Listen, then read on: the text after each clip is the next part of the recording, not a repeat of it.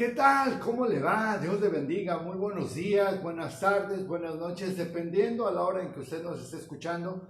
Le damos la más cordial de las bienvenidas a esta transmisión. Le agradecemos con todo el corazón el haber dado clic. Dios bendiga su vida. Así como está escrito en la palabra, por su gracia, por su amor y por su misericordia. Hoy tenemos una pregunta que queremos dejar delante de usted, o dicho de manera coloquial, que queremos poner sobre la mesa. Es una pregunta muy importante y esa pregunta le concierne a todos los hombres y mujeres que habitamos sobre esta hermosa tierra. La pregunta es, ¿qué es más importante? ¿Tener una religión o conocer a Dios y tener una relación con Él? En el capítulo 11 del libro de los Hechos, la Biblia nos habla acerca de algo que ocurrió con todas las personas que habitaban el mundo en ese entonces y en ese contexto geográfico. Más adelante nosotros podemos ver cómo el Evangelio fue esparcido al mundo entero y llegado hasta usted y hasta mí por causa de la predicación y el testimonio de los apóstoles.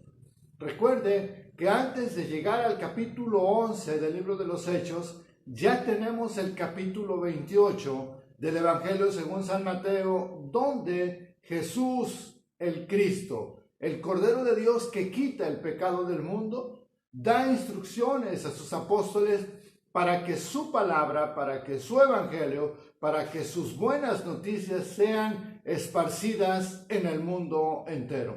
Entramos pues entonces al capítulo 11 del libro de los Hechos para entender y poder dar una respuesta a la pregunta que hicimos hace unos instantes. ¿Qué es más importante? ¿Tener una religión o conocer a Dios y tener una relación personal con Él? Esto sucedía en aquel tiempo. Oyeron los apóstoles y los hermanos que estaban en Judea que también los gentiles habían recibido la palabra de Dios. Ese versículo es muy importante. Recuerde que Jesús dice, a los suyos vino, mas los suyos no le recibieron, mas a todos los que le recibieron les dio potestad de ser llamados hijos de Dios. Entonces, este versículo es fundamental, porque hemos puesto énfasis, conforme está escrito en la Escritura, al pueblo de Israel. Pero en este capítulo, Dios abre la puerta al mundo entero. Sí, Dios le abre la puerta a usted que amablemente nos está escuchando, a usted que amablemente nos está viendo, porque Dios tiene el propósito en sí mismo de darse a conocer al mundo entero a través de Jesús, por supuesto, y a través de su palabra. Digo que a través de Jesús, porque en el capítulo 17 del Evangelio de Juan, el propósito de Dios en Jesús fue que los hombres conocieran a Dios y que Él, Jesús, el Cristo, les diera a conocer tu nombre, el nombre de Dios, el gran yo soy. Así que hoy usted tiene la puerta abierta para venir y buscar el conocimiento de Dios. Hoy usted tiene la puerta abierta para comenzar una relación personal con Dios, más allá de todo pensamiento religioso y de toda religión. Y cuando Pedro subió a Jerusalén, disputaban con él los que eran de la circuncisión, diciendo, ¿por qué has entrado en casa de hombres incircuncisos y has comido con ellos? Entonces comenzó Pedro a contarles por orden lo sucedido, diciendo, estaba yo en la ciudad de Jope, orando, y vi en éxtasis una visión. Luego, algo semejante a un gran lienzo que descendía, que por las cuatro puntas era bajado del cielo y venía hasta mí. Cuando fijé en él los ojos, consideré, y vi cuadrúpedos terrestres, y fieras, y reptiles, y aves del cielo. Y oí una voz que me decía, levántate, Pedro, mata y come. Y dije, Señor, no, porque ninguna cosa común o inmunda entró jamás en mi boca. Entonces la voz me respondió del cielo por segunda vez: lo que Dios limpió, no lo llames tú común. Y esto se hizo 3 veces y volvió todo a ser llevado arriba al cielo. Y aquí, luego llegaron 3 hombres a la casa donde yo estaba, enviados a mí desde Cesarea, y el Espíritu me dijo que fuese con ellos sin dudar. Fueron también conmigo esos 6 hermanos, y entramos en casa de un varón, quien nos contó cómo había visto en su casa un ángel, que se puso en pie y le dijo: envía hombres a Jope y haz venir a Simón, el que tiene por sobrenombre Pedro. Él te hablará palabras por las cuales serás salvo tú y toda tu casa. Y cuando comencé a hablar, cayó el Espíritu Santo sobre ellos también, como sobre nosotros al principio. Entonces me acordé de lo dicho por el Señor cuando dijo: Juan ciertamente bautizó en agua, mas vosotros seréis bautizados con el Espíritu Santo. Si Dios, pues, les concedió también el mismo don que a nosotros que hemos creído en el Señor Jesucristo, ¿quién era yo que pudiese estorbar a Dios? Entonces, oídas estas cosas, callaron y glorificaron a Dios diciendo: de manera que también a los gentiles ha dado Dios arrepentimiento para vida. Recuerden que Jesús se refiere a Pedro y le dice: tú eres Pedro, y sobre esta roca edificaré mi iglesia. La iglesia de Jesucristo, no la iglesia de ningún hombre por eminente que éste sea. La iglesia que está en el mundo entero, los hombres y mujeres que han creído en Jesús en el mundo entero, son la iglesia de Jesucristo. No le pertenece esa iglesia a ningún hombre o a ninguna mujer. Es de Jesucristo porque Él la compró en forma de cordero, siendo sacrificado en una cruz y su sangre derramada para sellar el pacto hecho con Dios de que por su sacrificio el mundo entero fuese salvo. De tal manera que en el mejor de los casos, la persona indicada para traer salvación a los gentiles por medio de Jesucristo es sin duda Pedro. Aquí comienza justamente el caminar del mundo entero no judío hacia Dios y hacia Cristo. Pero no solo aconteció eso, que las palabras que le comunicó el apóstol Pedro a este hombre hizo que le trajera, por causa de esa palabra, le trajera a él y a su casa y a su familia salvación y vida eterna. No solamente eso, sino que también dice la Escritura que el Espíritu Santo fue derramado sobre todos ellos. De tal manera que los judíos que estaban con Pedro se quedaron asombrados y maravillados diciendo: así que también sobre los gentiles, así que también sobre los habitantes del mundo no judíos, viene sobre ellos el Espíritu Santo. Y Pedro respondió de una manera muy sabia diciendo: yo no lo puedo impedir. De tal manera que si usted cree en la palabra de Dios, que si usted recibe a Jesús como su Señor y como su Salvador, en el contexto del capítulo 10 del libro de Romanos, entonces usted tendrá por causa de Jesucristo salvación, redención de sus pecados y vida eterna. O dicho de otra manera, si usted recibe esta palabra, usted tendrá la oportunidad de arrepentirse de sus pecados, de que sus pecados sean perdonados por el sacrificio de Jesús en la cruz del Calvario, y con este perdón usted obtendrá o le será dada la salvación y la vida eterna. Y en este proceso, en el momento en que Dios ha determinado, el Espíritu Santo vendrá sobre su vida y su vida será transformada. Su vida será cambiada, porque entonces el Espíritu Santo lo guiará a toda verdad y a toda justicia. Porque entonces el Espíritu Santo será su consolador. Porque entonces el Espíritu Santo será quien se encargue de redarguir su vida de pecado, de juicio y de justicia.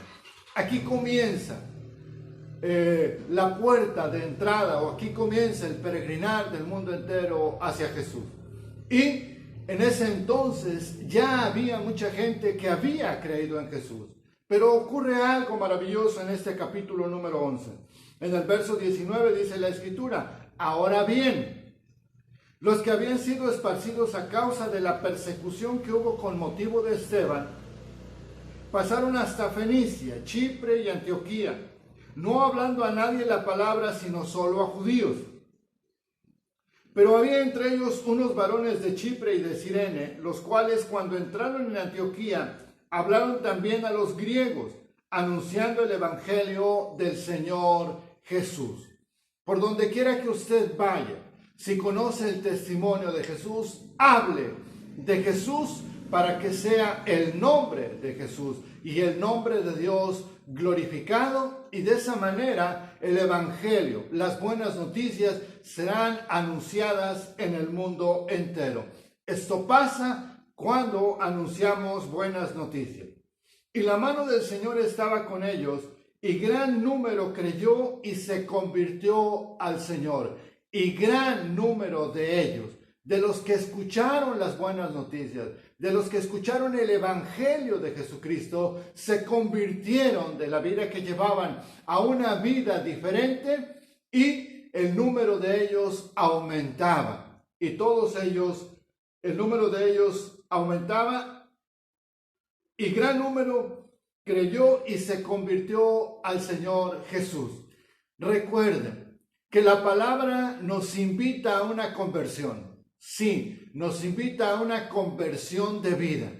Nos invita a una transformación de vida. Nos invita a cambiar de dirección. Antes nos guiábamos por nosotros mismos. Ahora nosotros nos convertimos al Señor Jesús, y Él es el quien nos guiará desde el momento mismo de nuestra conversión en adelante. ¿Cómo es que Él nos guía? Nos guía por su Espíritu Santo, porque el Espíritu nos guía a toda verdad y a toda justicia. El Espíritu Santo nos guía hacia Jesús, porque Jesús dice: yo soy el camino, la verdad y la vida. Y Jesús nos guía al Padre, porque todas las cosas que ha hablado Jesús, todas las cosas que habló Jesús, le fueron dichas por el Padre, y Él hizo la voluntad del Padre. De tal manera que el propósito de Jesús es que todos y cada uno conozcamos al Padre, conozcamos su nombre, conozcamos su voluntad y caminemos en Él. Caminemos en su palabra, y entonces todas las promesas descritas por Él vendrán hacia nosotros, nos alcanzarán y serán puestas sobre nosotros, y nuestra vida no será jamás igual. Y la mano del Señor estaba con ellos, y gran número creyó y se convirtió al Señor. Luego llegó la noticia de estas cosas a oídos de la iglesia que estaba en Jerusalén, y enviaron a Bernabé que fuese hasta Antioquía. Cuando llegó y vio la gracia de Dios, se regocijó y exhortó a todos a que con propósito de corazón permanecieran fieles a Jesús. Hoy día nosotros oímos muchos hombres demandando fidelidad a ellos mismos. Oímos a hombres y mujeres demandando fidelidad a su organización religiosa.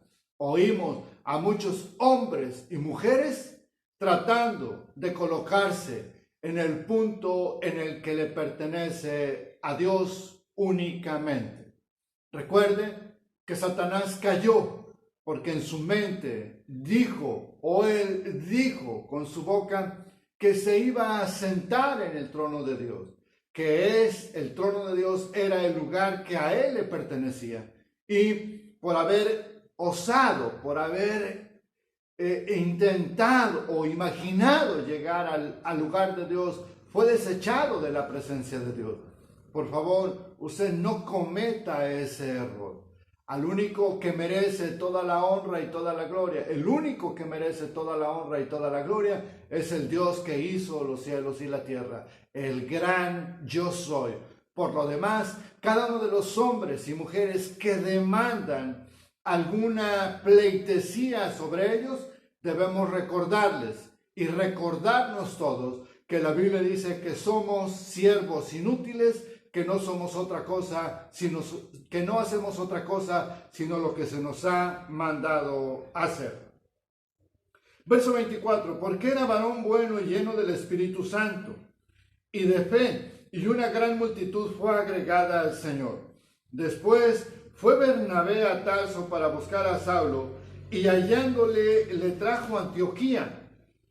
Y se congregaron allí todo un año con la iglesia, y enseñaron a mucha gente, y a los discípulos se les llamó cristianos por primera vez en Antioquía. En la vida normal, en la vida de usted, en la mía y en la de todas las personas que habitamos en el mundo, ocurren dos cosas. Primero, escuchamos el testimonio de Jesús. Entendemos que Jesús murió por nuestra causa. ¿Qué significa eso? Que el pecado me había hecho digno de muerte, y el castigo de mi pecado, por causa de mi pecado, era, por supuesto, mío. ¿Qué significa entonces? Que Él cargó el pecado de todos nosotros, y ese castigo que era sobre mí porque yo había pecado, fue sobre Él. Dice la Biblia que todos los pecados del mundo fueron cargados sobre Él. Por eso está escrito que el castigo de nuestra paz fue sobre Él, y por sus llagas fuimos todos curados. Entonces, en Antioquía, Pablo y los apóstoles enseñaron un año completo a toda esa multitud de hombres y mujeres que creyeron el testimonio de Jesús, que oyeron hablar de Jesús y creyeron esas palabras. Ocurren dos cosas, como decía unos instantes. Primero, escuchamos el testimonio de Jesús, y segundo, necesitamos aprender. ¿Qué significa eso? Que usted necesita tomar su Biblia y leer, y leer, y leer, y volver a leer, para que usted pueda conocer a Dios a través de la Escritura. Eso significa también que usted necesita acudir a la congregación donde se enseñe la palabra de Dios de manera seria y ordenada. Entonces usted puede permanecer por lo menos un año estudiando y escudriñando la Escritura para tener el pensamiento correcto de Dios, para tener la voluntad correcta de Dios y para saber qué es lo que Dios ha determinado para cada uno de nosotros y hacerlo de forma correcta. Un año completo estuvo el apóstol Pablo y los apóstoles enseñándole a esta multitud. Le dejo otra pregunta aprovechando lo que estamos diciendo. ¿Usted se ha sentado a estudiar seriamente la palabra de Dios? ¿Usted se ha propuesto estudiar gradualmente la palabra de Dios? ¿Usted ha estudiado la palabra de Dios? Quizás solo se quedó en el testimonio, porque el testimonio es maravilloso, porque cuando escuchamos hablar de Jesucristo, nuestra vida, nuestra alma y nuestro espíritu se regocijan con todo lo que estamos escuchando, creemos y nos convertimos al Señor ciertamente. Y nuestra vida es transformada en ese instante, en ese momento es transformada. Porque dejamos de tener el yugo del mundo y el yugo de Satanás y el yugo del diablo. Las palabras están escritas en la Biblia y nos sometemos a la voluntad de Dios. Pero no todos escudriñan la palabra, no todos aprenden la palabra, no todos son enseñados con la palabra. Así es que usted, que está llamado del mundo entero a venir al conocimiento de Dios, de recibir a Jesús como su Salvador, de conocerlo a Él, de caminar con Él, de seguirlo a Él, porque Él es el camino, la verdad y la vida, usted está llamado también a conocer toda esta palabra, a sentarse y a estudiar de forma ordenada. En aquellos días, unos profetas descendieron de Jerusalén a Antioquía y levantándose, y se congregaron allí todo un año con la iglesia y enseñaron a mucha gente, y a los discípulos se les llamó cristianos por primera vez en Antioquía. Bien, esto resuelve la primera pregunta que hicimos. ¿Qué es más importante? ¿Tener una religión o conocer a Dios y conocer su palabra? La respuesta es conocer a Dios y conocer su palabra. Eso es más importante que una religión. Aquí la Escritura dice que por primera vez a todos aquellos que habían creído en Cristo se les llamó cristiano. La palabra cristiano se refiere a la persona que cree en Cristo. Se refiere a la persona que sigue a Cristo. Se refiere a la persona que hace la voluntad de Cristo. Se refiere a la persona que se convierte en discípulo de Cristo. La palabra cristiano no es sinónimo de cristianismo, porque el cristianismo pudiera ser una forma de religión, porque hoy muchas religiones con doctrinas diferentes, con puntos de vista bíblicos, en su opinión diferentes, porque la Biblia no cambia, la Biblia es absoluta, la Biblia tiene puntos y tiene comas y nadie puede cambiar absolutamente el contexto, pero en opinión de los hombres dan sus puntos de vista y forman organizaciones, y esas organizaciones se convierten en religiones, en denominaciones o en cultos. Y muchos de ellos se hacen llamar cristianos, y muchos de ellos consideran que son parte del cristianismo. Bueno, las religiones en su mayoría consideran que son parte del cristianismo, pero usted debe ir más lejos. Usted debe salirse de ese contexto de cristianismo y debe aterrizarse de manera personal en ese contexto bíblico de Hechos capítulo número 11 y ser cristiano, porque ser cristiano implica ser discípulo de Jesús. Sentarse a estudiar ordenadamente y hacer la voluntad del Padre expresada por Jesús. En aquellos días unos profetas descendieron de Jerusalén a Antioquía, y levantándose uno de ellos, llamado Ágabo, daba a entender por el Espíritu que vendría una gran hambre en toda la tierra habitada, la cual sucedió en tiempo de Claudio. Entonces los discípulos, cada uno conforme a lo que tenía, determinaron enviar socorro a los hermanos que habitaban en Judea, lo cual en efecto hicieron, enviándolo a los ancianos por mano de Bernabé y de Saulo. Esto que acabamos de leer ha ocurrido en diferentes tiempos y en diferentes edades, en todas las generaciones del hombre. Ha habido momentos difíciles. Hoy estamos pasando un momento difícil. Hoy encontramos en el mundo entero hombres y mujeres que guardan el testimonio de Jesús y que son considerados cristianos. Ellos mismos dan testimonio de su fe y su fe es buena. Llegan a nuestra vida en el tiempo presente momentos difíciles en los cuales probablemente alguien no tenga que comer. Bueno, el cristiano tiene o está llamado a socorrer, a ayudar, a hacer un acto de benevolencia a sus hermanos en Cristo. Así es que no deje pasar esta oportunidad. Ciertamente la pandemia va a pasar, ciertamente la crisis va a pasar, ciertamente la angustia, la tristeza, el miedo y la inseguridad va a pasar. Pero ¿qué le parece si antes de que esto pase, nosotros actuamos y bendecimos la vida de nuestros hermanos en Cristo? No deje de hacerlo, por favor. Porque cuando uno recibe ayuda en necesidad, el nombre de Dios es glorificado.